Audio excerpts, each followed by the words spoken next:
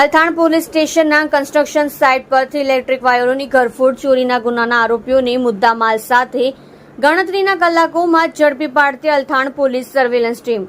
Police inspector Shri N K. Damor Althan police station Surat શહેરનાઓના માર્ગદર્શન હેઠળ પોલીસ સ્ટેશન વિસ્તારમાં બનતા ગુનાઓમાં નાસ્તા ફરતા આરોપીઓને શોધી કાઢવા સારું સૂચના થયેલ હોય, જે અનુસંધાને આજરોજ સર્વેલન્સ સ્ટાફના કર્મચારીઓ પોલીસ સ્ટેશન વિસ્તારમાં પેટ્રોલિંગમાં હતા. તે દરમિયાન assistant head constable Sureshbhai Manubhai તથા assistant head constable Ashokkumar Narvarsinh તથા assistant head constable Amitbhai Jivrajbhai નાઓની તેઓના ખાનગી અને વિશ્વાસુ બાતમીદાર દ્વારા બાતમી હકીકત મળેલ કે અલથાણ પોલીસ સ્ટેશનમાં દાખલ થયેલ ઇલેક્ટ્રિક વાયર ચોરીના ગુનાના આરોપીઓ બોલેરો ગાડી જેનો રજીસ્ટર નંબર GJ05 CW0358 ની સાથે મિની ગોવા સંગીની સર્કસ પાસે ઉભેલ છે.